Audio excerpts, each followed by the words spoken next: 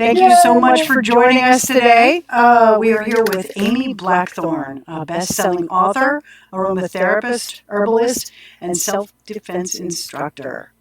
And Amy is here to talk to us about safety concerns for witches and LGBTQIA2S folks in the shifting political environment in the United States. Thank you so much for having me. Oh, definitely. It is a much needed topic. I've been going through your book, which is completely spectacular. Thank you. Anybody who has not purchased it, I urge you to get a copy. Everything Amy writes is spectacular. Oh, you're so kind. Given who is now going to be running the country starting January 20th, which is a sentence that makes me a little queasy in my tum-tum. Yes. I wanted to, since you have a specialty in this particular arena in security, I wanted to have you on the show to INFODUMP about that. Awesome. It's my favorite thing. I think my first question is, we had talked about a Tempest secured telephone bag. Mm-hmm. And I went ahead and bought one. I would suggest that anybody that wants to go to a rally, anybody that wants to go to an action, pick one of those up. It's fairly inexpensive. Pop your phone in it and, probably turn it off so that the video and the mic can't be used as well. Also disable the facial recognition. Okay.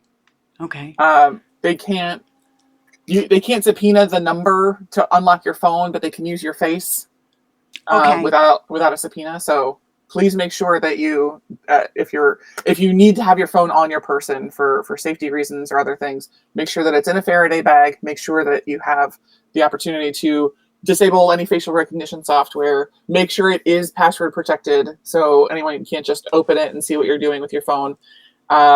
I also will write the phone numbers for your local legal action network on my arm, because I can't, theoretically, knock on wood, can't lose my arm. There's some really important steps that go along with that, but absolutely a Faraday bag is essential to have in your to-go supplies. Yeah. Let's say we're going to an action downtown. What are the things? Is it difficult for me to hear, or for you to hear me? I can't hear you. You're. Oh. I don't know if you're muted or. There you are. Sorry about that. It's okay. Let's say you're going to an action downtown. Yeah. What kind of things do you need to think about security-wise? How are you going to get there? If you're driving a car, you're going to need to park far enough away that you're not going to get scooped up if they start kettling. Kettling is when the police sort of herd protesters into a certain area, often back towards smoke or pepper grenades, to be rounded up and arrested. So they're like, okay, we're going to make sure that everything's... No. Make sure you park far enough away. You're on side streets are probably better because they're not as close to where the action is or can be.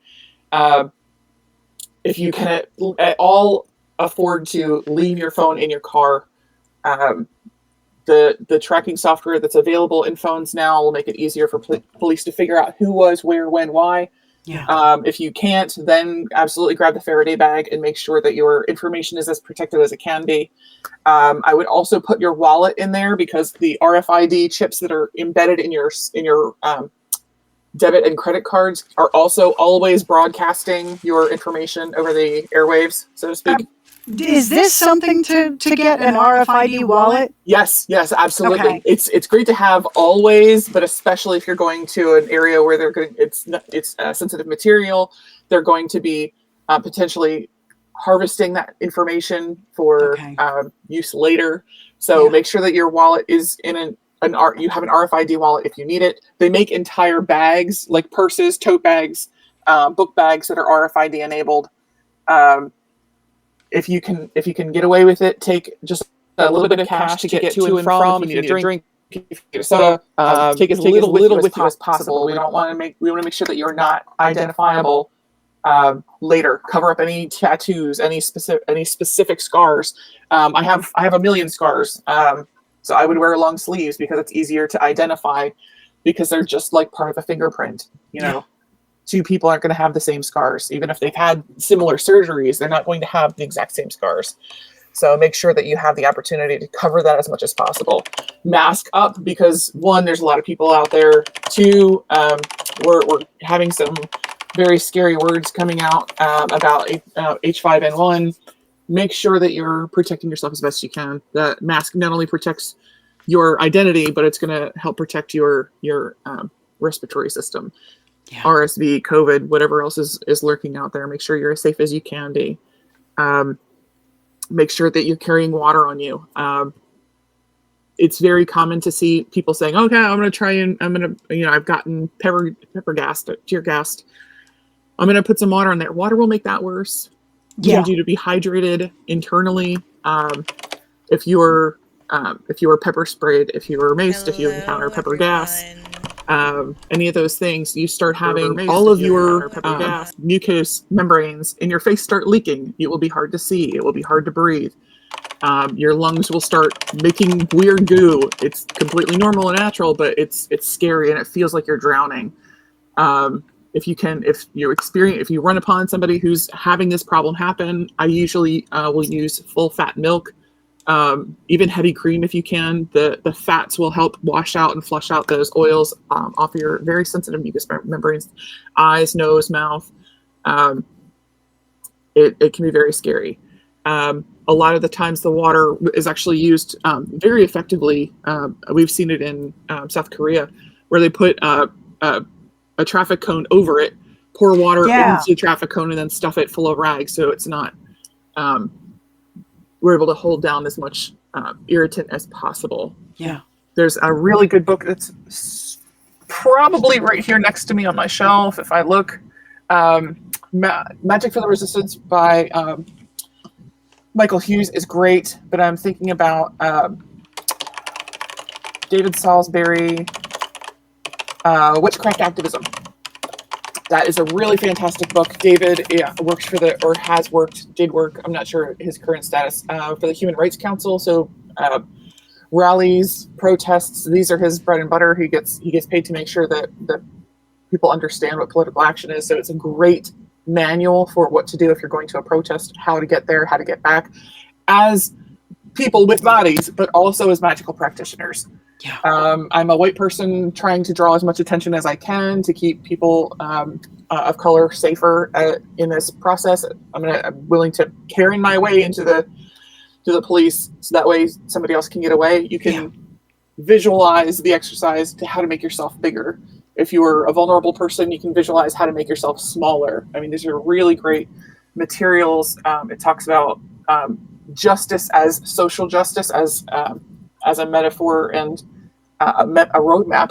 That's the word I was looking for making things as safe as you can be. We are really lucky to have some of these materials available to us. It used to be somebody would pass around a chain letter somebody else printed out, and it's been forwarded so many times it's just arrows and a little column of notes. So yeah, those are two great books that talk about how to engage in political action as witches, pagans, magical workers. Fantastic. So it comes from both sides. Thank you. Absolutely. Yeah. Self-defense. We had talked a little bit about the kind of holsters for the kind of concealed carry, in case you were comfortable doing that. Absolutely. Yeah, and you would recommend a couple of models. Absolutely. The first one, if we're starting with concealed carry, if you are a femme presenting person, bra holsters get a lot of people miss them. People don't expect they see on movies, they see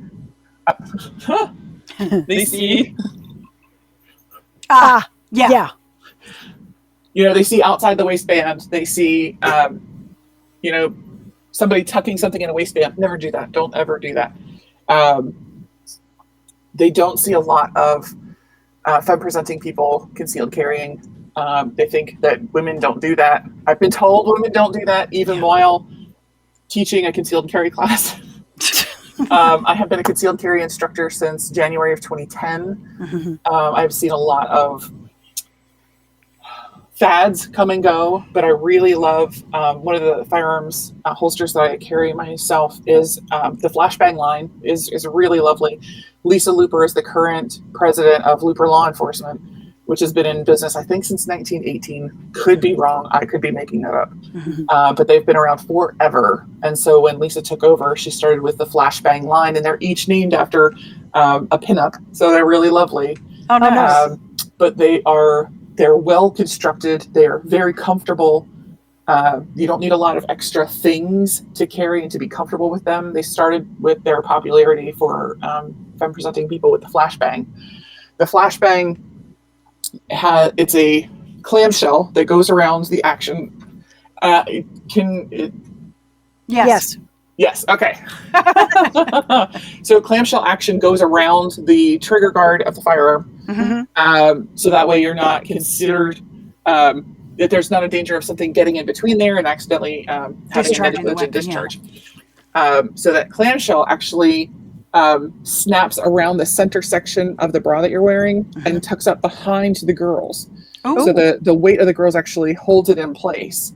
So you actually reach up from the under of your hem to pull down, and you have presented your firearm. Interesting. So that was the original flashbang.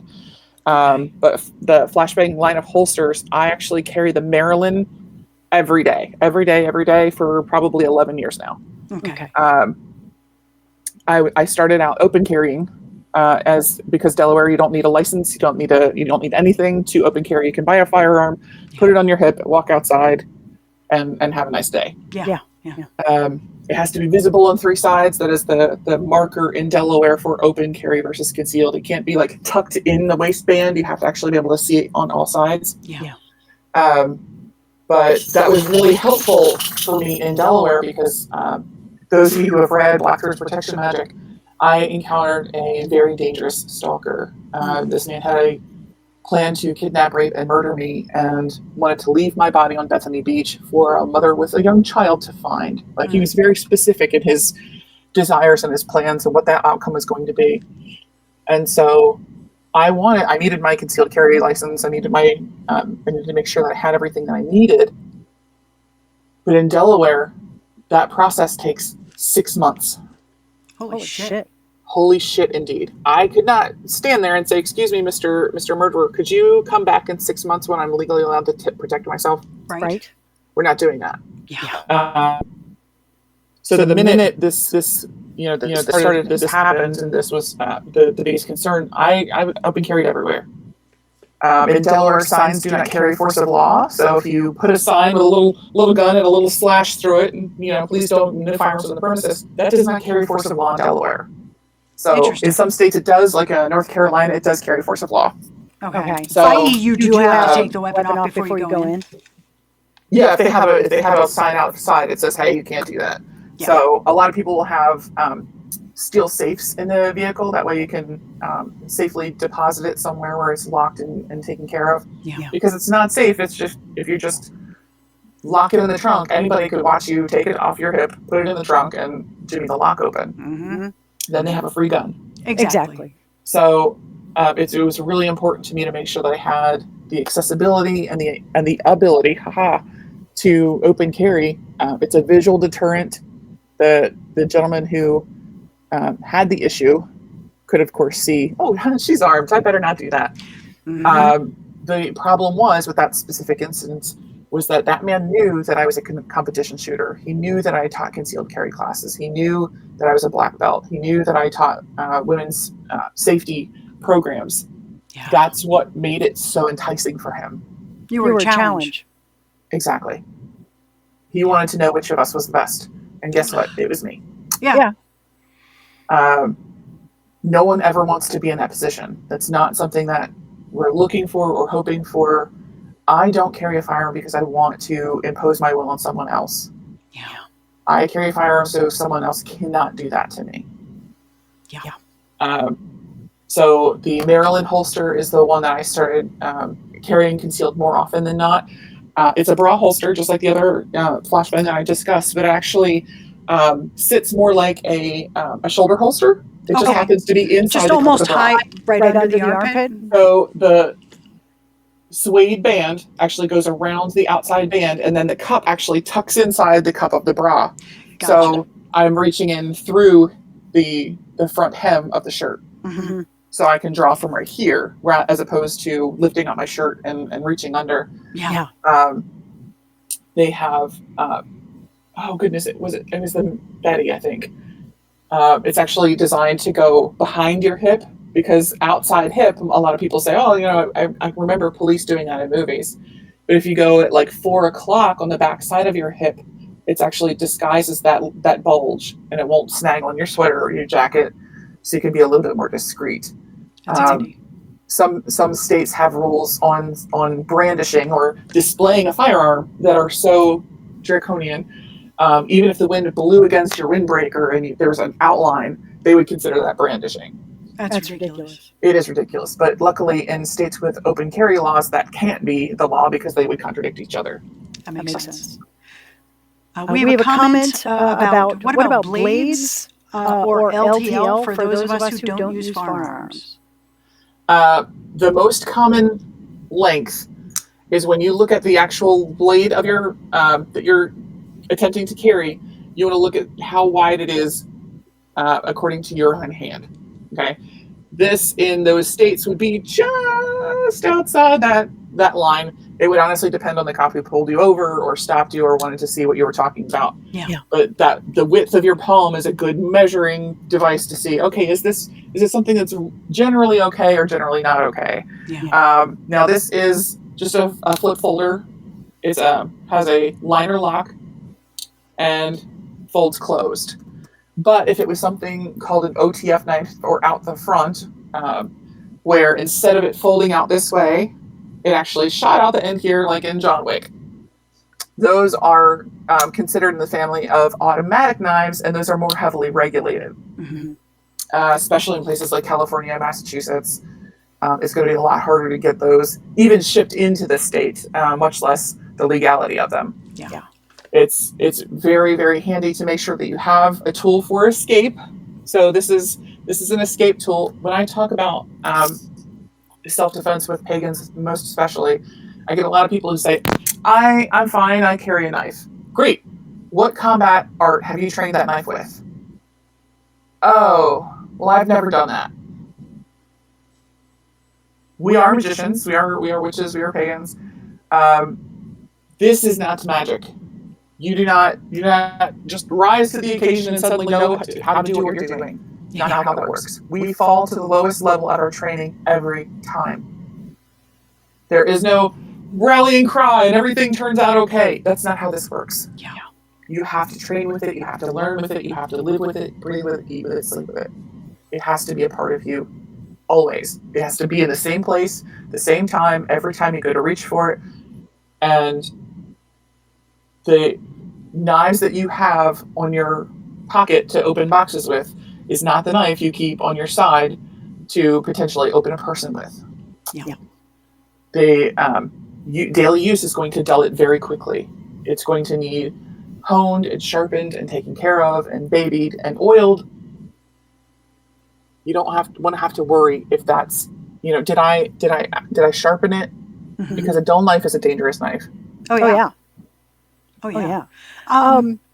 Are you aware of any sort of holsters that would fit on the back of a wheelchair or behind a wheelchair for a user? I like the ones that actually fit inside the wheelchair with me. I was in a wheelchair for 5 years. I did carry a firearm at that time.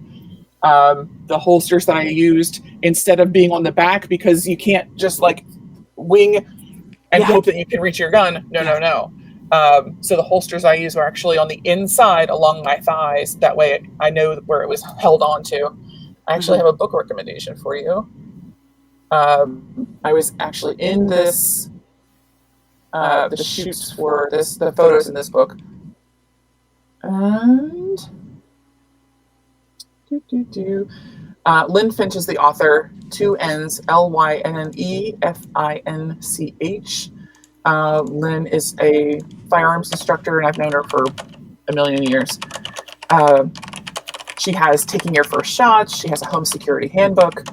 One of my favorites is Female and Armed, A Woman's Guide to Advanced Situational Awareness and Concealed Carry.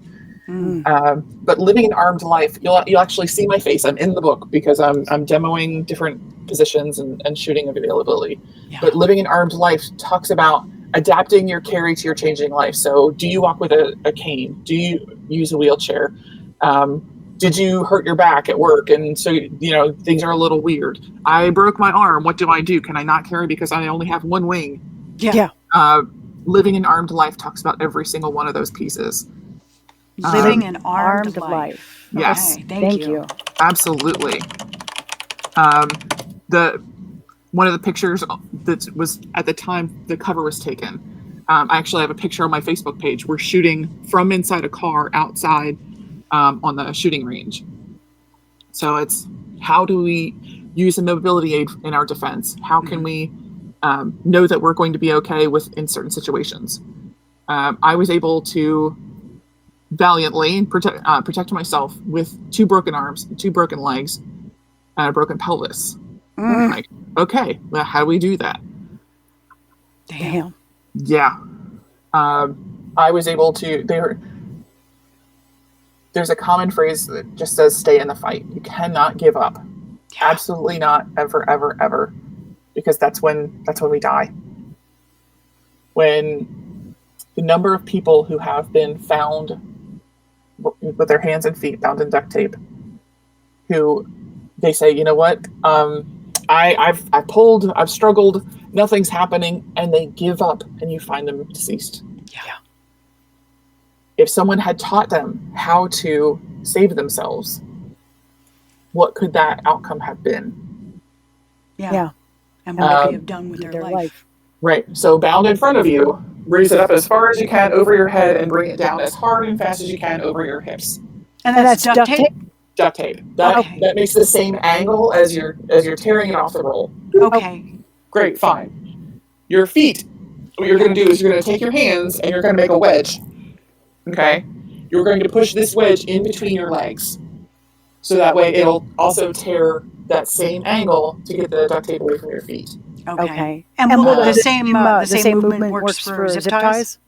Same movement works for zip ties, especially if you have them. I usually make sure that people know, like, keep the little knot where the tail comes out. Keep that up. Okay. Pull it with your teeth to get it as tight as you possibly can. You want to make it tight, because it's already putting that stress on it. So the minute you have that impact, it's going to pop that nut right open. And people say, oh, well, not the ones that police use, or not this one, or not that one.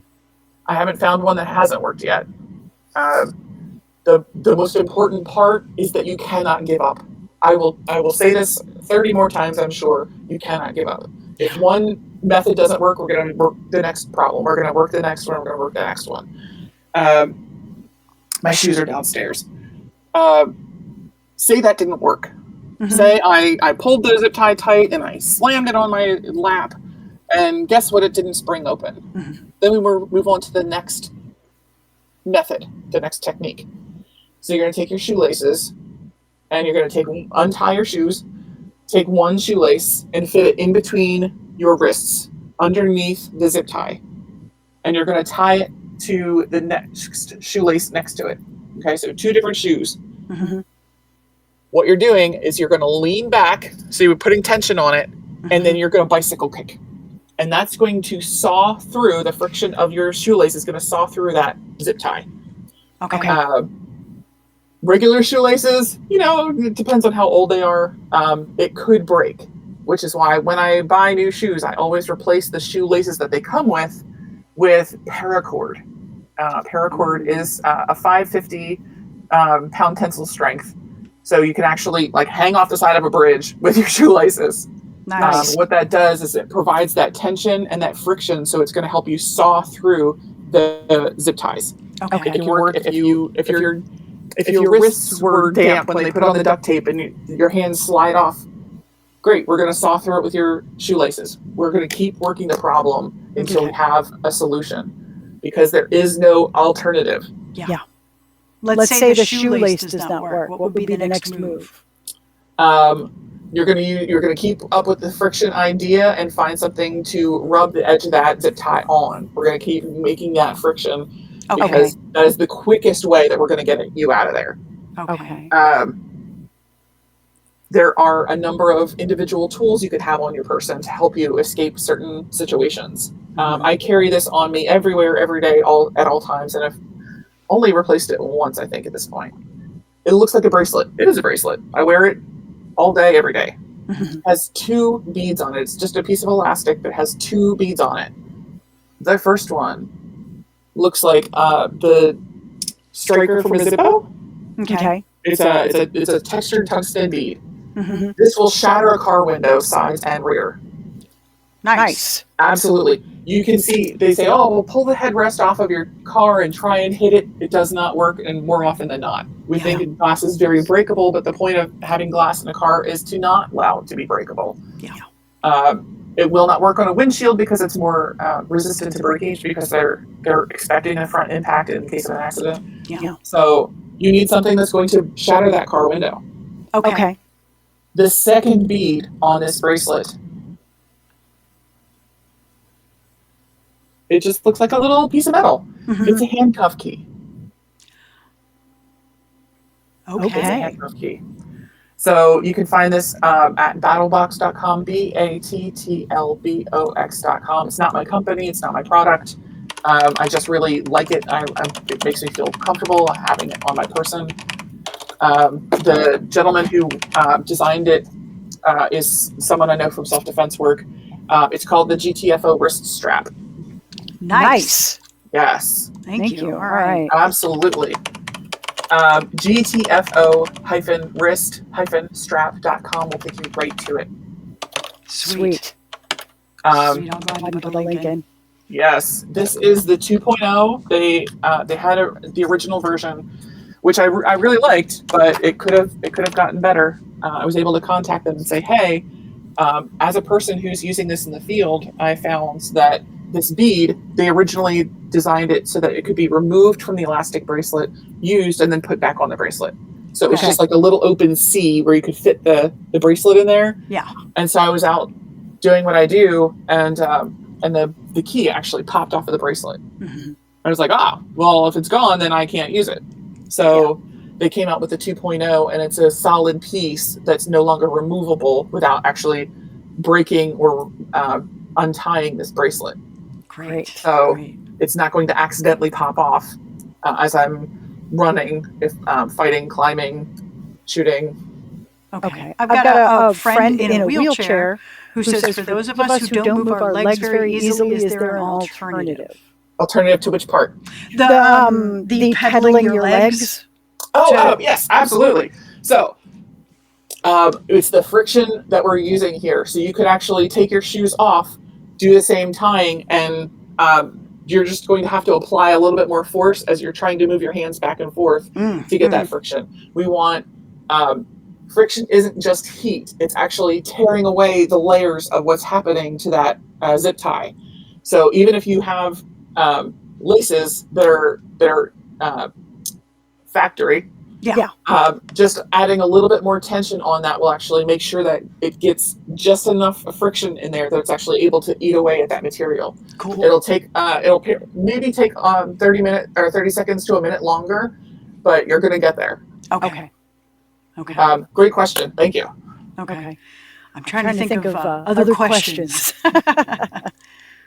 My mobility aids. When I graduated is the wrong word. When my needs changed from full-time wheelchair to platform crutches. If you haven't seen them, picture the regular aluminum crutches that you see on TV or you may have used, but they had flat, wide platforms on them with handles that I had to use. Instead of having my arms down at my sides, I had to use them this way because I had broken both my arms and both my legs. So I was in a wheelchair for 5 years. So the platform crutches, I actually had a steering wheel, so to speak, with those crutch handles, but that made it a little harder because I could let go of the handle and still my arm was strapped to my crutch. So I had to be able to rotate down to be able to draw my firearm and present it. Okay. The biggest thing that we have available to us is the ability to practice. When we are practicing under no stress, we're able to get the feeling for what we're doing, where we're going, and how we're doing it. Then we add little bits of stress, a timer, viewers from outside the range, the different targets that we're looking at. But timers, for some reason, are so stressful without even having any danger attached to it. Yeah. It's not a contest. You're not competing against anyone, but just the addition of the timer really bumps up that stress level to a point where you're like, okay, I little mistakes are going to come up, and that's okay. We want those. We want you to make sure that you have the ability to figure out what's happening and how to correct the problem while there's no lives on the line. Okay. If you are able to have a place near you that does advanced training or tactical training that goes above basic pistol or a concealed carry class, it's really will show you the things that you did. We don't know what we don't know. So it'll show you the holes in your training and things that you've been thinking about. So when I was in a wheelchair, I was able to train on the range, laying down prone on the ground.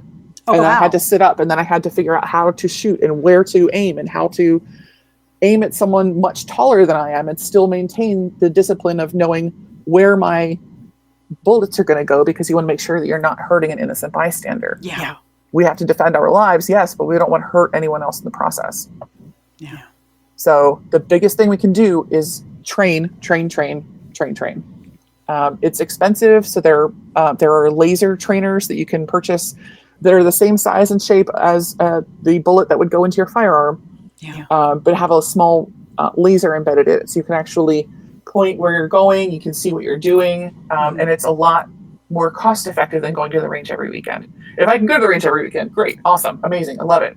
Yeah. But not everyone has that ability or the funds to do so. Yeah. I have another question. Sure. So I was given a permanent profile for my knee earlier this year, which limits my options for martial arts to an extent. What sort of hard and or soft style would you recommend for someone who is fairly out of shape or restricted? If you're looking for self-defense, it's going to be different than someone who is saying, I'm out of shape and I'd like to get back into shape. If you're just looking for some exercise to move around, to especially something with potentially varying needs where one day it's not so bad, but tomorrow it really sucks. The small mom and pop taekwondo, karate academies in your town are just fine. They're great. They'll give you mindset. They'll help with discipline. Mm-hmm. They'll help you understand how to move your body. Great. Fantastic.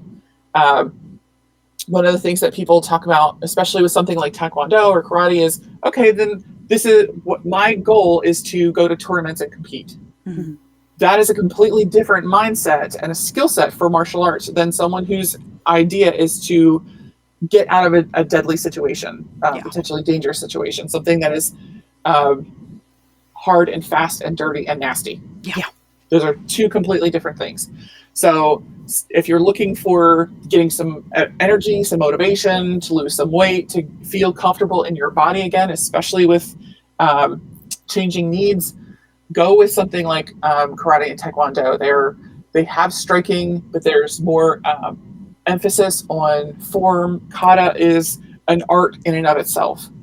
What you want to look at is the ending of the suffix of whatever you're looking at. So the do means the way of. So Budo, Taekwondo, Judo, there's the way of. Okay. Which is the more gentle nature. There's a focus on de-escalation of threats. We're working together to find a resolution, to find a solution together. Mm-hmm. Jitsu is the martial application of whatever that art is. Jiu-jitsu, Taekwondo-jitsu. Those are hard and fast. They are striking. They're the idea is not to make friends with someone. It's to end the fight as quickly as possible. Okay. So if you're looking for martial applications, you're looking for something that is going to be easier on your body as someone who is going to practice for the rest of their lives, fantastic, great. People talk about Tai Chi and how relaxing the movement is, but they don't understand that every single mode, every single form, every single movement in Tai Chi is designed to kill someone. It looks slow and soft and meditative, but every single thing has a conservation of energy because it's designed to be with you for the rest of your life. Yeah. So every single move is designed to end the fight as brutally and quickly as possible, even though it looks slow and soft and meditative. So if you have range of motion issues, if you have issues with specific movements or weight-bearing issues, something gentle yet effective would be the Tai Chi. Absolutely love it. There are martial application arts that strictly talk about weapons. Fantastic. Kali is amazing. I absolutely love it. I'm fond of it myself. Oh my God, it's so great. If you can envision an infinity symbol, just that smooth figure 8 laying on its side. Oh yeah. That is Kali. That is the basis gorgeous. of Kali. It's gorgeous. If you can do that with your hand, fantastic. If you can do that with a nunchaka, fantastic. If you can do that with a sword, a knife, a stick, you're going to have the best range of motion for handling any threat to your person with either an open hand or a tool. But it's really fantastic because there's, again, that economy of motion. We're going to make sure that this is something you can do for the rest of your life. Yeah. And also effectively. So there are striking forms, there are martial application forms, there are weapons forms, but if you're just looking to get some movement, great. Just about any dojo in your town is going to have something that's available to you. But if you're looking for striking, for force, Krav Maga is beautiful and also joyfully nasty. It's a vicious, lovely art. It's beautiful. It's fabulous. When I do, there was I hate this. There was a rapist on the loose in my county, probably 15 years ago. He was carjacking women, taking them to whatever ATM was closest, making them empty their bank account, and sexually assaulting them. It was brutal and terrible and awful and scary as hell. Yeah. And so I started offering free community service classes. Like, just come in, hang out with me for 4 hours. We'll give you some situational awareness. We'll talk about some different stuff. And I would bring in Krav Maga instructors. Like, I'm a black belt, but I can't teach this part of the class and that part of the class for insurance purposes. Like, we needed outside voices. Yeah.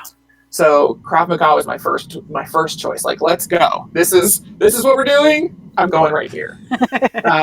Really, really lovely people at my local space. But the number of martial arts that are available to us is so plentiful that there's no reason to feel like you have to limit yourself to one art. Yeah. There's none of this dick waving, oh, well, my art's better than your art. No, we're not doing that. Right. Everyone needs something specific for them. There are no points in combat. Yeah. If you want the discipline and the regulation and the emotional stability of a form, great. Go with Taekwondo, go with karate, go with some of the other. It's not that the art is more gentle, it's just that they emphasize that de-escalation and that understanding, using your words. Yeah. Really fantastic. Yeah. And conversation, man, being able to de-escalate is such a power move, and I really wish more people were taught how to intervene for themselves in a situation where things are getting heated. One true cripple says, can we talk about the psychological applications of situational awareness? Fucking right, we can. Okay. Sorry, my mouth gets away with me. All good. All good. So we're gonna start here. Colonel Jeff Cooper talks about the Cooper's Color Code of situational awareness. My dog Millie has heard me do this talk a million times. She is sitting here at my feet keeping us company. So we're going to start with condition white.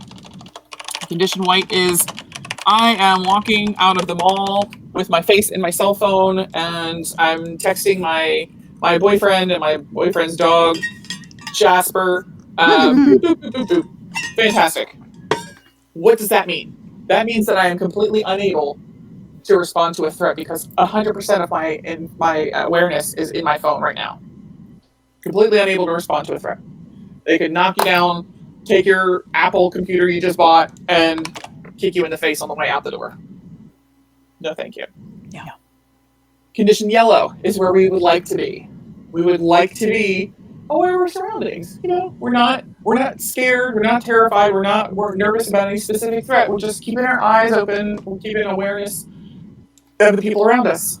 It just looks like, oh, hey, how are you? Yeah. It looks like everyday interactions with people. And that it's sort of like the customer service equivalent of how they talk about, you know, the best deterrent for shoplifting is customer service. We're giving that customer service to our community. We're engaging with people, nod, smile, look. Fantastic. Lovely. Condition yellow. Condition orange is, oh, we've noticed someone, and this someone is worth noticing. I am walking down the street in Baltimore on Gay Street at 2 o'clock in the afternoon. Walking down the street, and I see a gentleman who is making hard eye contact directly at my face. Okay, that's a little uncomfortable, but he's 2 blocks away, so I'm noticing him. What I'm going to do is I'm going to start going through the little Rolodex in my brain of the things that I can do in case A happens, I'm going to do B. If C happens, I'm going to do D. You're going through this Rolodex because action is always faster than reaction. We don't want to wait for someone to punch us in the face before you go, oh, hey, wait, maybe I should pay attention to what's going on here. In martial arts, we talk about I can pull a fire hydrant out of my back pocket just by being aware of my surroundings. That guy gets to me and he makes a swing. I can just, bump him into the fire hydrant that just happens to be here. But the point of condition orange is that you're making a plan and you're coming up with some ideas. There's no way we're going to come up with a plan for every single thing.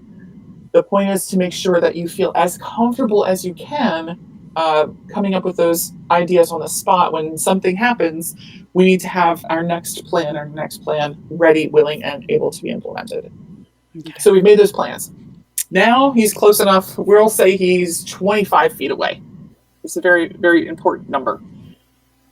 So I have to figure out whether or not he's going to be a problem when he gets close enough that I can touch him with my hands. Mm-hmm. Okay.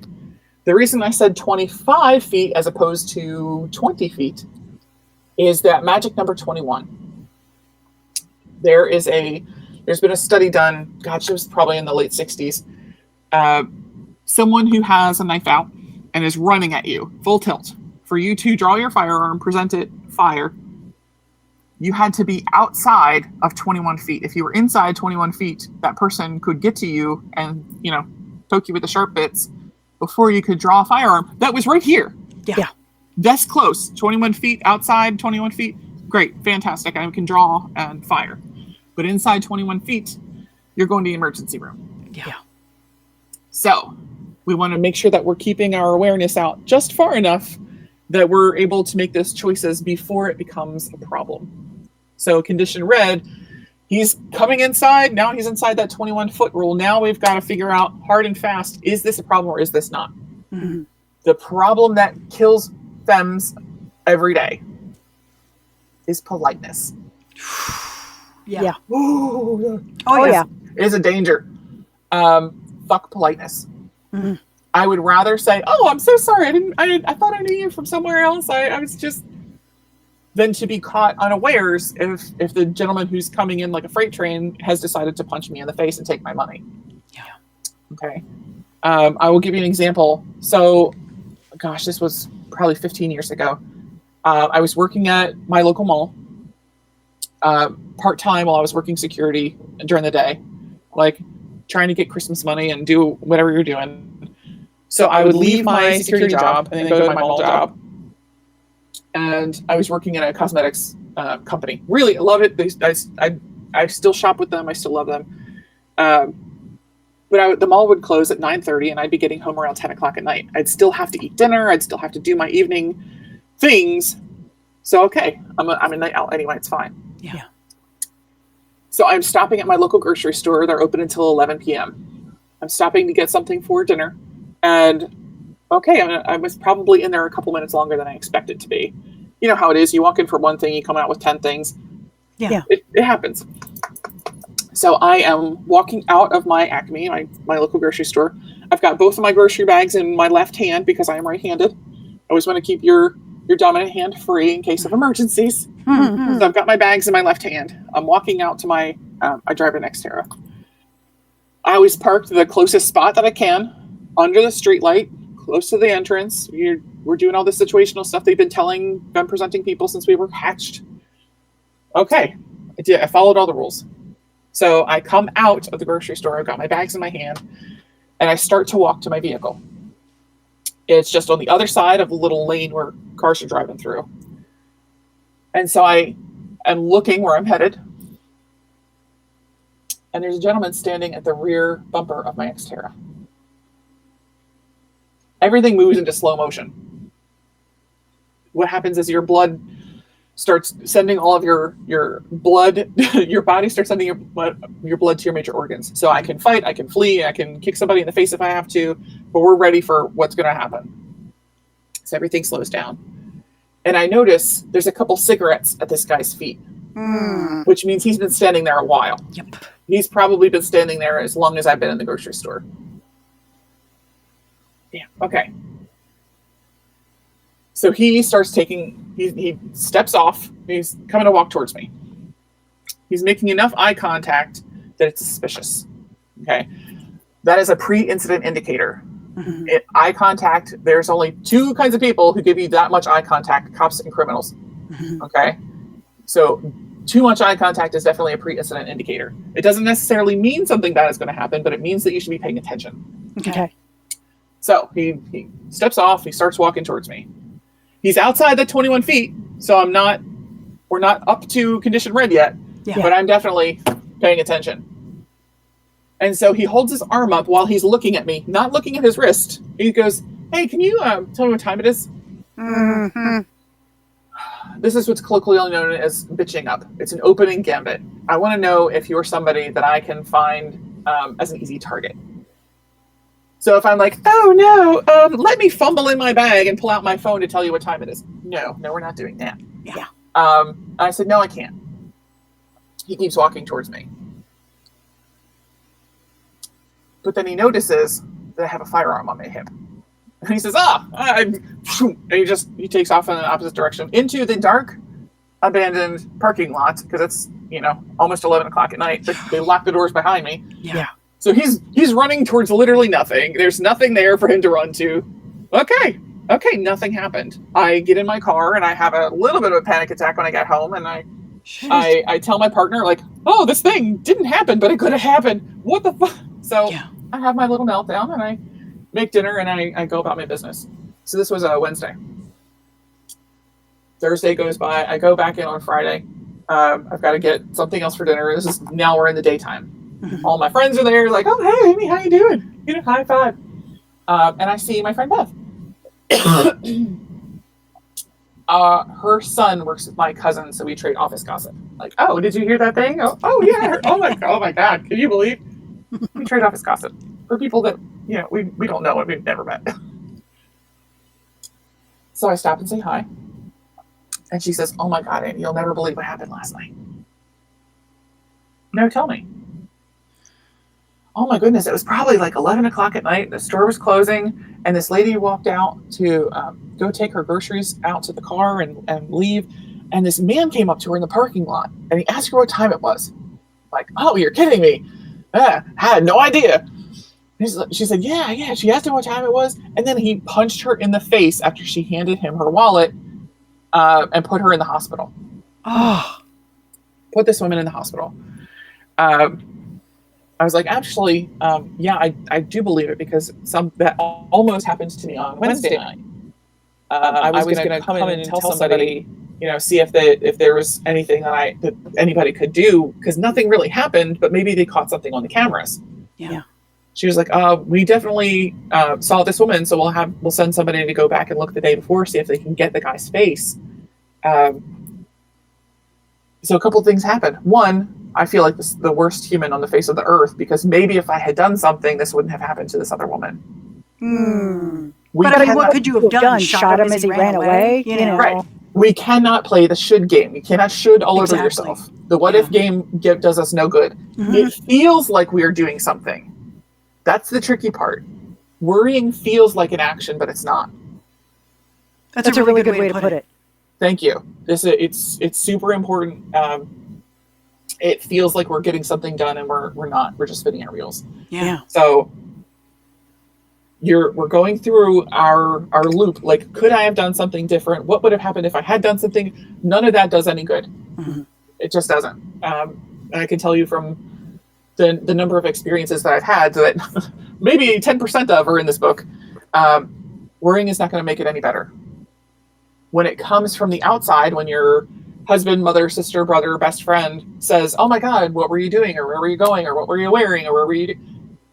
They're concerned about you because they love you, but also they're looking for a way to make that A, not have happened to you, and B, how do they keep it from happening to them? Yeah. So you have a choice to make. You have to decide, A, is this person worth my emotional effort because you've just been through a traumatic event? And if they are, do you have the energy to go through this right this minute? Is this something that can wait until you have until you have a better grasp on your faculties, what's going on and how you get there? Yeah. Because just because they want to know doesn't mean you're obligated to tell them today. You can talk to them tomorrow or next week or in 6 months when you feel better, when you feel more secure in your own body. Yeah. But make sure that this isn't some rando trying to make their point off of your suffering and your trauma, because we don't do that here. Yeah. I have another question. Sure. What advice would you recommend if, as a parent or authority figure, you have to intervene in either an attack or an ongoing fight between 2+ people? Ooh. Now, is this 2+ children or 2+ adults? Ooh. Because let's go with 2+ adults. Okay. One of the things that we have to do when confronted with an audience, shall we say, is figure out, one, who is in charge. There's always going to be one person that everyone else is looking to. Yeah. That's going to be in charge of this group of hooligans, we'll say. One person is going to be in charge. Now, the fight is never as pretty as it's going to be on TV, where everybody stands in a circle and one at a time, we're going to attack you, waiting our turn. That's not how that works. Yeah. However, if you can figure out in that 200th of a second that you've got, if you can figure out who's in charge, go for that person first. Absolutely. Because the other people, at least 2 of them, are going to fall back because they don't have the guts to do this. They're hangers on, and they would absolutely kick you if you were down. Yeah. But if you jump in and just tear the face off of whoever is in charge of this little group, they'll think better of it. Yeah, you'll demoralize the shit out of them. Yes. Nice. Absolutely. The important part is organizing. You want to be able to use one person against the other person. If they were very nice and standing across from each other in that ring where, people get into a fight, the little ring forms, you want to be able to use the person in front of you against the person behind you. So get out of the way. First, always be moving as best you can. But use their momentum against them. Get the person who's going to charge you first. Direct them to the person behind you. You're going to use them against each other so you can stay as unaffected as possible. Okay. Because fights are dirty and nasty and quick and blessedly short. Because we don't have the lung capacity to do this for hours. Unless you're a professional fighter, this is not your game. Oh yeah.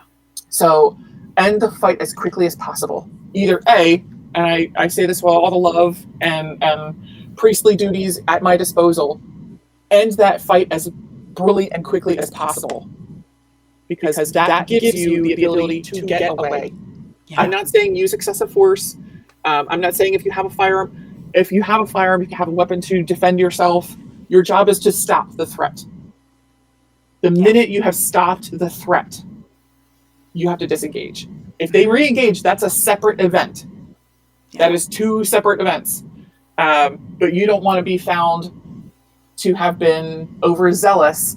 We don't want you to face charges for defending yourself. And that's what happens if someone re-engages. If they break away and they're like, oh, I'm sorry, man, I just had too much to drink. I'm going to go home and sleep it off. You have a nice day. Yeah.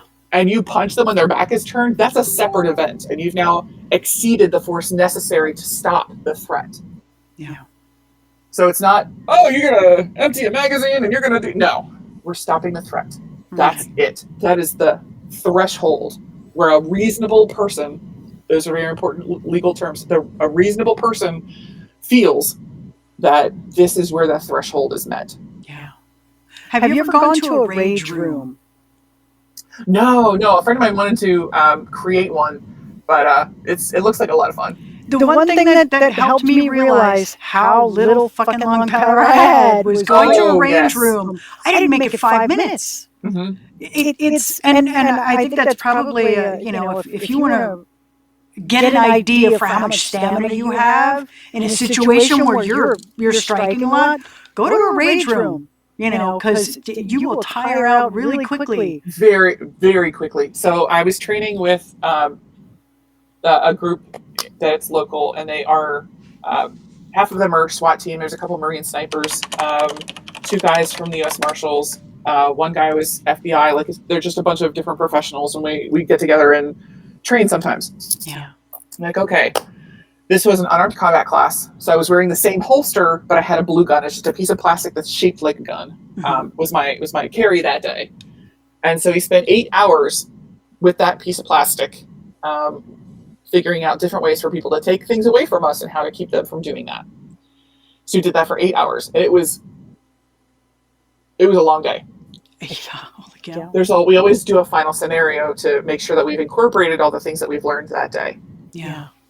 It's a surprise. That's part of the stressor. That's part of the way that they test that you have been paying attention in class. So I am always the only femme person in the room. So I go last. Yeah. Everyone else has finished. They go into another room so they can make happy, excited noises about how much ass they kicked. While you don't ruin the surprise for whoever hasn't gone yet. Mm-hmm. So in order to start this, the test hasn't started yet. Mm-hmm. But what they do is they take you to the entrance to your testing area. They have one guy with a kick pad. It's a blue pad, probably 2x3, and they hold it, and you have to punch it with both hands as hard and fast as you can for 2 minutes. Ow! That is excruciating. And it's an eternity. 2 minutes is an eternity in a fight. Is. Oh. So you have to, and they're screaming at you, they're yelling at you, they want to make sure that you're confused, you're disoriented, you're punching as hard and fast as you can for 2 minutes. Yeah. And then they tell you what your objective is. Then they tell you then your test starts. Mm-hmm. So the gentleman who's on the punching bag for that class, I'm in a hoodie and jeans. He hands me a ring of keys, and he says, there is a Honda Civic on the other side of the parking lot. Get in it and drive away. Ooh. Now let me tell you. First, a couple things are happening. Your adrenaline is spiking, your cortisol is spiking. It's sending all of your blood to your major muscle groups. You're able to operate those big muscles. You cannot do the fine motor skills that you need to operate a key to get into a lock. That's not happening. And there's a lot of things that are happening very quickly. So your heart's pumping, your chest is heaving, you've got to figure out all this stuff, and then he's like, okay, go that way.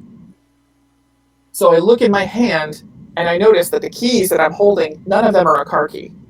So I know I'm not leaving the parking lot. Yeah. Okay, good. Game on. It's we were using a fire department in their bonus room or whatever. So we go out the back door. and there's a level parking lot, and then a steep hill, and then another parking lot. And then the Honda Civic is way over here. So I'm coming across the parking lot, and I see there's a big lifted Dodge Ram in the middle of the parking lot, in between me and the Honda Civic. And there's a very large man leaning up against the driver's side door. Both the doors are open. He's leaning up against this. This is a big dude. I am 6 feet tall. This is a big dude. Yeah. He's got his tunes turned up real loud. Looks like an angry Toby Keith. He's listening to his tunes. He's got everything going. And I'm like, okay, this is my test. I've got to get past that guy and tag the Honda Civic. Because obviously I'm not driving away with it. Yeah. Okay, so I start across the parking lot. I navigate that very sharp incline. I don't fall on my ass, thankfully. And so I'm watching Toby Keith watch me, and I'm thinking, okay, I'm going to go on the passenger side of this truck because he's on the driver's side. I'm going to avoid this as much as I can. So I come around, and he steps off, and he's sort of keeping an eye on me, moseys around to the back tailgate. I'm coming around the side of the tailgate, and he starts with the, hey, mama, hey, let me make you happy, bull stuff. Yeah. Okay? Like, this is not the day, my dude. I try nonchalant. I try, jovial. I try, oh, this is funny. This is great. Until he gets too close. Rule number 1, use your voice as a weapon. Because it is. Anyone who's ever heard a bagpipe in real life knows that sound is a weapon. Bagpipes are weapons of war. You can hear them coming from miles away, and they're designed to scare the absolute pins off of you. Mm-hmm. Use your voice as a weapon. So I stand up to my full 6 feet, I open up my chest, and I tell him, back the fuck up, in my big girl voice. People 2 states away heard me tell him to back up. He doesn't want to back up. Man, I am telling you, if you do not back up, X, Y, and Z are going to happen. Yeah. Oh, fine. I guess I'll just go. Bitch, okay, that's fine. And I figured, well, that was easy. I didn't actually have to hit him. So I'm gonna go, and I'm gonna get in the Honda Civic. So as I'm turning around, there's a gun in my face. Oof. I was so concerned with angry Toby Keith that I got tunnel vision, and I stopped looking around me, and someone snuck up behind me. Oh shit. Yeah. The gentleman holding the firearm is someone I've known for a million years. I've trained with him. We went to high school together. Yeah. So I know that I know him, and I know that I'm in a safe place. However, in this testing scenario, they make sure that I remember that we are not friends, and I will hurt you if I have to. Yeah. I need you to show me that you understand what we talked about today in class. So I had to fight a 2nd-degree ninja holding a gun. I had to take a gun away from a ninja in a parking lot. Shit. There's gravel and tearing, and I had to take a firearm away from before he could shoot me with it. Yeah. Now, we used a small paintball pistol. We were not practicing with live rounds. This is not, we're not insane. But I had to make sure that I was able to take a firearm away from somebody who definitely did not want me to, and definitely had more training than I did. Yeah. I tell you all this to tell you that each step that when we go through a self-defense scenario, there is no end. You still have to know where you're going, know how you're going to get there. And even if you were able to escape with your life and you're unharmed and unscathed, you still have to then get home or get wherever you were headed to, get somewhere safe. You still may have to deal with the police. You still may have to have other steps. Even if you successfully defend yourself, what does your community think about that? What do your parents think about that? What does your clergy person think about that? Yeah. Do your neighbors think you're a bad person because you made the unfortunate choice to have to take a life in defense of your own? Yeah. Can you live with the potential outcome of that, even if it's determined that you did everything right? You could spend $10,000 defending yourself in court after doing everything right in defending your own life. Yeah. You have to be willing to understand how to make sure that each part that's involved that you have the ability to deal with, that you have the emotional fortitude to live with that. Yeah. Yeah. How would you deal with de-escalating someone who came? I had a friend years ago. A man came up to him, and he was wearing a pentacle, and he said, "Boy, if I didn't leave my gun in my truck, you'd be dead now." How would you de-escalate that if that decided to jump to violence?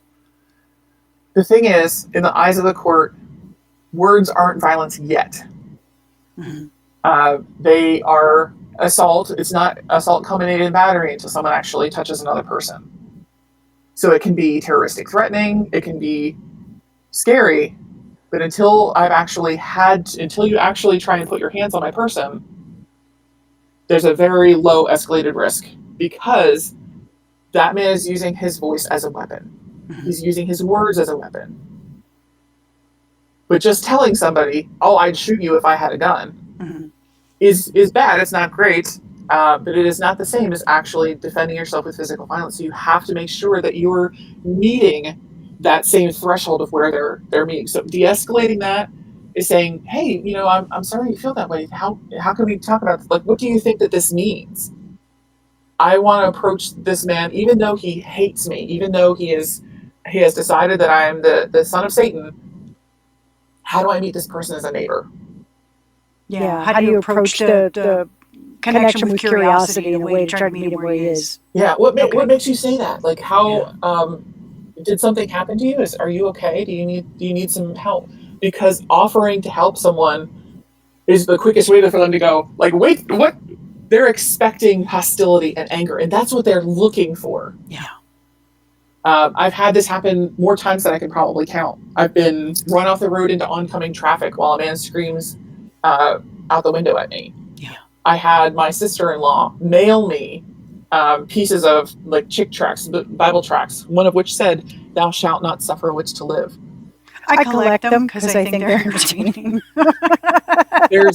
There's always going to be someone who hates me for what I do and for who I am. Yeah. If I'm able to approach it as, "You're still a member of my community, how can we work this problem together?" It may just disarm them quickly enough that I can get out there to safety. Yeah. There's a gentleman you can find him pretty much everywhere at this point, all the different social media platforms, who collects Klansman hoods.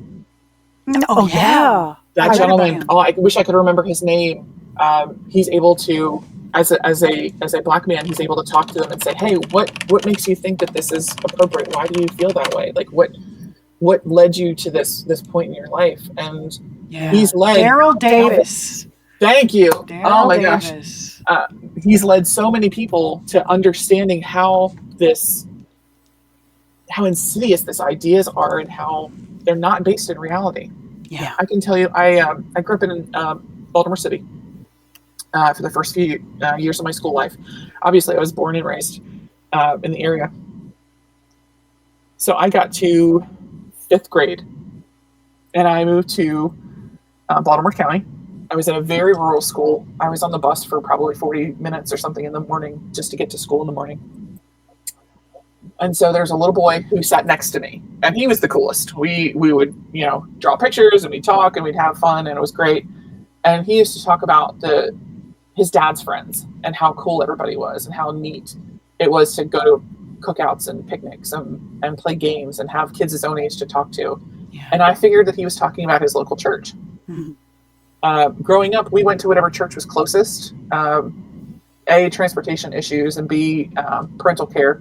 We just went wherever was close. Yeah. My parents didn't care about denomination. So I figured he's talking about his church. And it wasn't until maybe half of the way through the year that I find out that my buddy, who is in the 5th grade with me, because, we've been friends for the whole school year up until now. Mm-hmm. He's not talking about his local church group. He's talking about the KKK. Oof. Yeah, there are people that I no longer speak to who are defensive of the KKK and call it a community serving organization. Yeah. And that's the line they have been giving their children So he just thought it was a community space where people looked out for their kids and everything was okay and everybody liked him and, you know, people were nice to him. Yeah. And it's like, I'm in the 5th grade and I know what that is. Right. I'm in the 5th grade and know what that means. Because I grew up in a Black neighborhood. Yeah. How can I actually went to the teacher, I'm like, you have to move me. You have to change the seating. I need to be somewhere else. Yeah. This is not okay. I have another safety or another self-defense question. Keys. I know that for years there was like this cat with like the sharp ears, and I wasn't sure if that was still illegal or if it was ever illegal. Those kitty cat keychains are prosecuted under brass knuckles laws. Okay. So if brass knuckles are illegal in your state, which most of them are. Okay. It is absolutely illegal to carry that as a personal defense. Okay. Usually any 2 or more fingers counts as brass knuckles, even if it's not all 4, even if it's not, you know, it doesn't look like the thing that you see on TV. It still gets prosecuted as brass knuckles. That's still very, very illegal. Okay. They were companies or small creators on TikTok were marketing them for self-defense for towards the beginning of TikTok. And it's like, that's not a thing. We don't do that. It's very much prosecuted as brass knuckles. Don't defend yourself with something illegally just to, you know, wind up in jail. The same goes with never use. Some people, wasp spray. You will be arrested for assault. You will not. You're not getting off scot-free for defending yourself because someone started it. You illegally used that material. You'll see the federal warning on the back of the label. You have to use this the way that it's supposed to. Designed. If you don't comply with the rules of this label, you can be prosecuted. They mean it. Okay. Wasp spray, bear spray. No. Pepper spray is spray. for bears. Say that again. Pepper spray. Pepper spray. Love it. Oh wait, I'm gonna jump back to keys real quick. The number of times I don't have my keys on me. I have heard or been told, just carry your keys in between your fingers and just poke them. Never do that. Never ever. Promise me. Don't ever do that. One strike and you can very easily break your fingers. And then how are you going to fight back? Yeah. I would much rather you have your keys on a lanyard and use it as a flail to get somebody with. Please don't ever put your keys between your fingers. Have your keys ready to go to get into whatever vehicle, wherever you're headed, as quickly and safely as possible. Do not ever put your keys between your fingers and try and defend yourself. It's a good way to cut the webbing between your fingers too. That just, yes, you'll break your fingers. You'll probably need stitches. It's very bad news, and you need your hands. Yeah, I have a about that long blue stabby thing. Kubiton. Are they legal? Should I take that off my keychain? That always depends on the state that you're in, but they're more. I would say they're 30% legal, 70% not. It also depends on if it's the straight bar type or if it's the bar with the 2 spikes in between your fingers. No, it's just like a straight blue bar. It's got grooves to your fingers. And yeah. So it would depend on your state, of course, but make sure that you're defending yourself as best you can. So pepper spray. Yes. When you say, people say try and use mace and pepper spray interchangeably, and that they're 2 different things. Mm-hmm. Mace is a chemical agent. It's largely been taken off the civilian market because of people being hurt with it. So if you find something for sale, 99.999% of the time, it's going to be pepper spray. Mm-hmm. There is a company called a Mace brand that you'll see for sale, but it's not legally Mace. It's just the brand name is Mace. Mm-hmm. So when you decide that you're going to carry pepper spray, 1, you have to actually carry it. Yep. You can't be in the bottom of your purse. It can't be on your keychain that's tucked in your back pocket. You actually have to have it in your hand. Okay? You're walking from the mall to the parking garage. You're walking from the parking garage into your office. Whatever it is, have it in your hand. So you say, okay, I'm going to go buy pepper spray. When you take a look at the selection that's available to you, I've seen it in Target as well as sporting goods stores, gun shops. You can find it just about everywhere. Even there's little boutique shops on my local main street because it's a college town that carry pepper spray. So you decide, okay, I'm going to carry pepper spray. I like this. I'm going to look at this. Okay, first thing I want you to look for is, does it have an expiration date? You have no way of knowing how long it's been on that shelf. Okay, so if you have one that has an expiration date on it, I would go with that over one that doesn't as a brand choice. Okay. Second of all, you need to figure out, what does the pepper spray projectile look like? Is it a cone? Is it a fog? Is it a stream? Is it gel versus liquid? Those are the couple things that we're going to look at real quick. You don't want to use a fog inside ever. You'll gas yourself. It's very, very bad news. Yeah. Do not do it. You say, okay, I found a stream. Okay, great. Look at the streams that you have available. You've got 3 brands. I would recommend the pepper gel over anything else, always. Okay. UV dye in the gel, even better. The gel is actually going to foam and get behind glasses or behind goggles. Okay, it looks like a pumpkin exploded on your face. So it's an expanding foam that starts out as a gel. It'll shoot farther. It shoots more accurately because it's a heavier chemical weight. It's the weight of the foam as opposed to a gas. Mm-hmm. So it's going to go a little farther. It's going to be a little easier to control. It's definitely going to be easier to see where it's going. Mm-hmm. Perfect. We like all of those numbers. Okay, so you've decided I'm going to buy the UV Mace brand pepper gel. You'll see there's been a lot of social media posts with a blue mannequin covered in dye that say, oh, buy this dye pack. This is great. It's bunk. Dye washes off in 2 to 3 days. The UV dye takes more than a week to wash off. So if the police catch up to whoever it was and they shine a UV light on them and they glow like a Christmas tree, guess what? They found your attacker. Nice.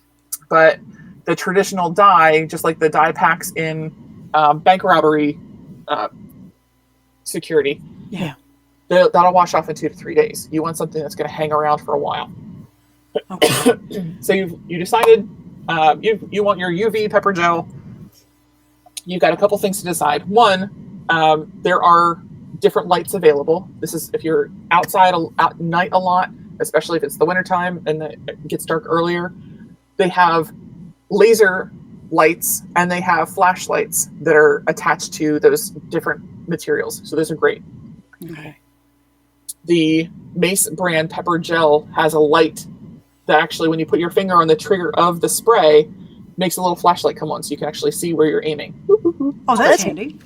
Bulldog Security sells a little reusable jacket that you slide the pepper spray canister into, and it has, right where your thumb rests, it has a laser dot guidance system. Okay. You put your thumb on there and you can actually see where you're going to spray. It's reusable, so you can pull out your canister, put it in a new one, and you've still got a way to utilize it. So it's definitely reusable, which we like. Fantastic. So you've got your pepper gel, and you're going to use the one that has a flashlight. Mm-hmm. Buy 2. Now, one, if you have a flashlight versus not a flashlight, obviously we're going to buy one with and one without. Mm-hmm. Because the one without, we're going to waste on purpose, because it's not a waste. Mm-hmm. So what we're going to do is we're going to take it out into the middle of nowhere. No dogs, cats, pets, birds, nothing as much as possible is near you. Mm-hmm. You're going to spray it until it is empty. You need to know how far it's going to shoot, how far you can be away from your attacker and still hit them with this foam, with the gel, whatever it is. You need to know how long it's going to shoot for. You need to know what the pattern is. If it's a big wide spray area, you can just aim directly at their face. But if it's a very fine stream, you're going to want to aim for their eyes and their glasses. Maybe get something towards the nose. But you need to know what that pattern looks like, so you're going to know how to aim when you start aiming for whatever the target is. Okay. So we're not wasting it. We're making sure that everything is operating the way it should. Mm-hmm. Okay? The one that you have that's in reserve, you've got your flashlight on it, whatever. Take it and find a Sharpie and write on the side of that canister a date 2 years from now. Mm-hmm. That propellant in that container is going to last you for about 2 years, just like a fire extinguisher would. Okay. Eventually, it will dissipate over time, which is why that expiration date was so important. If it didn't have one, we're going to write one on there. If it has one, perfect, fantastic. We already know what we're doing. Yeah. Because like a fire extinguisher, if you spray it even by accident, even just like the tiniest little psst, I didn't mean it, throw it away. We can get a new pepper spray. We cannot get a new U. Okay? Yeah. So the particulates that are in the nozzle being sprayed out are going to clog that nozzle, so it'll allow the propellant to dissipate over time. So even if you spray it by accident, throw it away and get another one. Wow. Okay. So it's, is it safe to say that most pepper spray is kind of one shot like that? All pepper spray is one shot. Okay. That's good to know. That's good to know. You'll see in stuff like in cheap catalogs, Bud K comes to mind. They actually sell a pen. It looks like this. You pull the cap off, and there's pepper spray. Oh, that's pretty cool. I see more powerful perfumes. I know. I mean, it's kind of adorable, and I would imagine you have to get right up and, Right. It's Banaka would be more aggravating. It's like, I know she got a cold, so let me help you out there. So there are, I would definitely not purchase it, but that would be an example of something where it wouldn't clog the nozzle because it's just an alcohol-based irritant. It's not actually a pepper spray. Okay. So it goes along the same lines as the lipstick tube with a little razor blade in it. Like, it's cute. It's not really going to be functional. Yeah. We get another question. Are blunt weapons, HEMA, considered lethal weapons as it pertains to self-defense? More often than yes. More often than not, yes. So the example that we give when I'm teaching in class is if I have a baseball bat in case of an emergency, it's any lawyer worth his salt to say, oh, look, you planned to attack my client because you had a baseball bat with you. Yeah. So a baseball bat is a weapon. Mm-hmm. However, a baseball bat and a baseball glove is sporting goods. Ah. So say you're a HEMA fencer. I have my rapier in my trunk. Mm-hmm. This is my sport. I play this on the regular. I'm going to and from my sport. It makes sense that you would have it in your trunk. Yeah. I just happened to be able to use it in defense of myself. Yeah. So it's you have to very clearly be able to demonstrate the usefulness of said thing. Other than hitting someone. Right. So I'll give you another example. The week of the election, a couple videos started circulating where femme-presenting people were saying, you get a padlock and a handkerchief, and you tie the handkerchief around the padlock, and then you have a weapon. It's a flail, and it'll hurt somebody. You still have to be able to demonstrate the usefulness of this thing. Oh, I have this padlock because it's a lock for my bike. I have to lock my bike up at night, so I have it on my person so I can lock my bike up. If you're just carrying around a handkerchief with a padlock on it, that's a weapon. Yeah. I would rather you have your keys on a lanyard because you need your keys to go to work, to get into your house, get in your apartment. All of those things have a reasonableness. Again, we're talking about that reasonableness threshold. You can reasonably explain, I need my keys to get into my apartment. I need my keys to start my car. It's the reasonableness. That's that threshold that you have to at least meet, if not exceed. Okay. Tasers. And I don't know whether I keep forgetting whether the taser is the projectile or whether that's the two nibs that you go boop with, I love the boop noise. It's the best. Okay. So when we're looking in our catalogs, we're looking online, you're going to see two different things. As with all things, TV doesn't know their ass from hole in the ground. So don't believe just because someone said, this is a taser on TV, doesn't mean it is. Mm-hmm. The prongs are what define what is a taser and what is a stun gun. So the stun gun is the one with fixed prongs where you just go boop. Okay. A taser is the one that has mobile prongs. So gotcha. Most of them, the ones that we have, they're most common now, look like a little pistol with a cartridge stuck on the end. Okay, yeah. That cartridge is reloadable. Mm-hmm. That once it's fired, it's done. It's garbage. Yeah. Just like our pepper spray example. Okay. So you have this little pistol-looking thing, and you point it at somebody. Mm-hmm. You hit the projectile comes out. A lot of confetti is going to come out.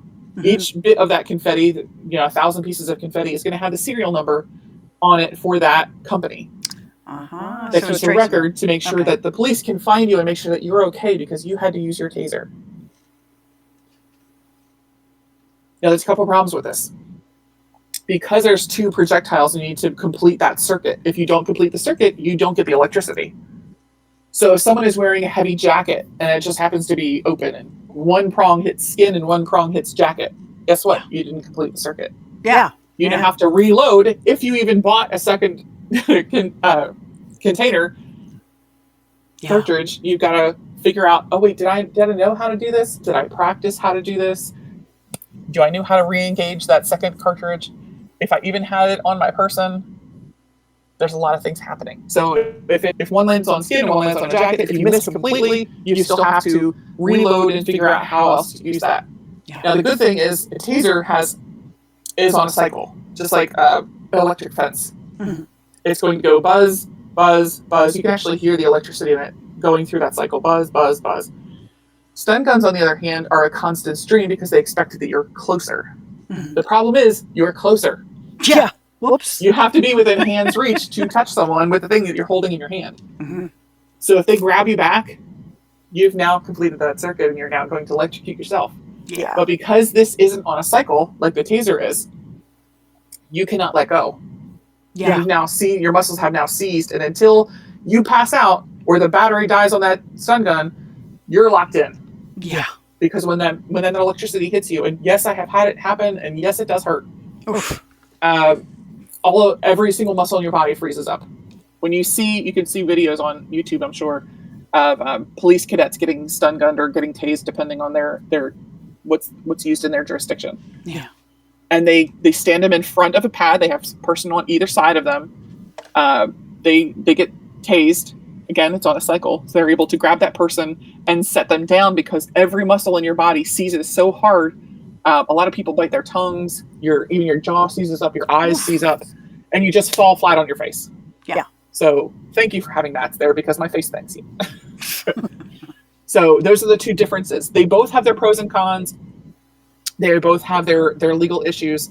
Tasers are more likely to be illegal in your state. Okay. Stun guns are more likely to be legal, but it doesn't necessarily guarantee that it's going to be legal. So if you are able to find it, you can find them in all sorts of shapes. I had one that I gave my mother a million years ago that looked like a cell phone. Yeah, one that looks like a little pack of cigarettes. Yeah, I've seen packs of cigarettes. I've seen flashlights. Flashlights are really popular there for a while. Mm-hmm. They have a couple little prongs on the end of it, and you just buzz. Yeah. 10 million trillion dillion golds. Buzz, buzz. Yeah. So you can find lots of variety in the shapes so that they can fit in with your everyday items. Especially in the Stone Age when Nokia phones were really popular, the stun guns looked just like the old Nokia phones in that leather case. Yeah. And it just had the little hole in the very top where your ear would go, and that's where the little prongs would stick out. Mm-hmm. The problem is with those, you have to make sure that they're charged at all times. 2, there's a couple companies out there that do, like they used to have purse parties and Tupperware parties and this, that, and the other parties. There's a couple companies out there that are doing self-defense parties for women. Oh, wow. You get these little tiny pink stun guns that have less oomph than your brother's Joy Buzzer you got out of a cereal box. Jeez. And they're really pathetic. Yeah. So if you have someone who's willing to be a volunteer, take them up on it. But definitely keep in mind that just because it has an electric lightning bolt logo on it doesn't mean that it's going to stop an attacker. Yeah. That's one of the reasons that pepper spray versus mace became such a big thing, because pepper spray was more likely to cause a reaction in someone who was on drugs, something like PCP, whereas mace did not stop someone who was on PCP. Okay. So people would get injured, and that's one of the reasons it was taken off the civilian market, because of civilian injuries, not just because it was ineffective, but because people were actually getting hurt. Okay. Is there anything that you can think of that we haven't spoken about? Boop, boop, boop. I'm flipping through Blackthorn's Protection Magic. Chapter 6. I will as well. Chapter 6 is a 13,000 word escape and evasion course. So if you, it tells you what to do if someone's following you home at night. It tells you what to do if someone is following you on foot or following you in a car. Oh, tactical pens. We didn't talk about tactical pens. I'm sitting here playing with them, and I didn't talk about them. So I get a lot of people who say, I can't carry a gun. I don't trust myself. But I want to have something on my person that's not going to get taken away. Like, what are my defense options? And I really love tactical pens for making sure that we have an option to protect ourselves. Working in security for 15 years, executive protection for 1 million years. I've never had one of these taken away from me in a court, in a police house, in a hospital, nothing. So airplanes, I get to have them with me everywhere. There's a lot of variety in them. Uzi makes one that I really like. This is a knockoff of the Uzi brand. They're aircraft aluminum very often. This one has a glass breaker tip in the point. It's actually very, very pointy. But because it's the aircraft aluminum and it has the textured shaft, so you can hold it really well. These are very, very easy to use as defense tools because this pointy bit or this pointy bit, just put it anywhere soft. Boop, boop, boop, boop, boop. Our muscle groups, right here in this little crevice in between your shoulder and your neck, there's a million nerve endings right in there. Whew. Just put it anywhere. Put the sharp part anywhere near the soft parts. This is a different brand. This one has the aluminum tip.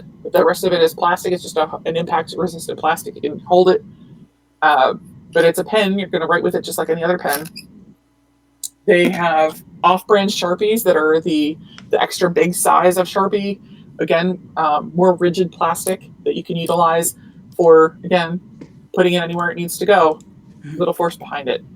Sharpies themselves are pretty decently rigid, so if you didn't have any specialized tools, you could go in your office supply cabinet and have a Sharpie on hand. Okay. Excuse me. The most important part is test yourself with the scenarios. Take your briefcase or your purse or your bag and dump it on the floor. See what you have with you at any given time. I do this class in person, and my favorite one is when somebody brings their briefcase and they've got a laptop in there. Fantastic, because the laptop cables and cords, you have a flail with a built-in weight. You can wrap a magazine around it and give it a little bit more heft. You could take a magazine and roll it up super tight, and now you have a baton. If you had electrical tape, you could actually tape it closed and give yourself a little bit more versatility with it. You can use it as a compliance tool for putting it anywhere soft again, for takedowns, for manipulation. You can use the electrical tape to tie up anyone who happens to be needing some restraint. But there's so many things that we have that we carry on us every day that we don't think of how to utilize that in a safe and effective manner. A box of tarot cards that I keep in my purse, put it in a handkerchief, and now I've got a flail with very pointy edges. You know, somebody's going to be sorry. They're gonna wake up and they're going to know that we had a discussion about this. It's just getting in the mindset of taking a look at what you have on you at all times, what we are most likely to have on you, and see what it can be utilized for. Yeah. Are there any final thoughts that you have? It's hard and scary out there right now. But if you take the moment, if you take even a moment a day to think about, okay, what could I do in this scenario? What if somebody walked into the 7-Eleven behind me and held up the place? What would I do? Yeah. We're not asking you to live out some hero fantasy. I just want you to be aware of what you think you might possibly do. Even if that means complying and laying on the floor and not being an agitator and making sure that you get out of this as safely as you can. This is not Rambo. This is real life. Yeah. And taking a little minute, even once a day, to say, okay, what would I do in this situation if X happened? Is the best thing you can do for your situational awareness, because it keeps you, one, looking around and keeping an eye on what things, it keeps you thinking about the potential scenarios, and you're building that Rolodex that I mentioned in your head. You're getting each of those pieces and parts and saying, okay, what is it that what do I need in this scenario? And when you're finished, go over those tapes in your mind and say, okay, what did I need to have that I didn't have? Is there something that I could have done better? Is there something that I needed and didn't really have access to? How can I make sure that I have that the next time? Yeah. So I didn't have a bracelet like this 5 years ago. Okay, this is definitely something that could be important to have. My cell phone ran out of battery, so no one knew where I was. Okay, they make sealed, one-time use cell phone charging batteries. Batterix is a popular brand. There's a couple other ones out there, but they have a 25-year shelf life. They're completely sealed. You can only use them once, but I can spend $15 or $18 and have it in my car in case of an emergency. Yeah. My family will know how to get to me. I can call for help. There's a million classes on what settings to put on your phone and what things to happen where, but if that is your lifeline, you need to still be able to use it. So a battery backup is a great way to start your preparation journey. Cool. You have a new book that just came out, or that is we're waiting for? Oh my goodness! Sacred Plant Magic and Social Media Magic are the two most recent ones. They actually came out 7 days apart. Oh, fantastic! Unless you're the person doing the promotion for it. So Social Media Magic is 366 ways to get witchy on the web. So it's great for small businesses that are looking to create content. They're trying to figure out, what do I post about today? I just hate this. Keep your clients, keep your customers engaged. So there's 366 content ideas for creation. They're all spell work, so they're great for advanced or beginner practitioners across the board. Sacred Plant Magic just is the other bookend to that. Sacred Plant Magic is helping people develop co-relationships with the spirits of plants around them, whether it's the plants that are growing in your yard, the plants that are finding themselves in your space, and cultivating those relationships, whether it be a plant that you've wanted to meet and work with, but we'll say it's poisonous. We don't want to automatically just run out and eat poison. Don't do that. Yeah, foxglove, yum yum.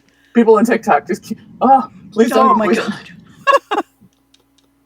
This can give you the opportunity to meet that plant in your own safe space, in your own inner landscape, and try and understand what that plant has to offer you. There are ways to do that are without the physical plant material and ones that are with.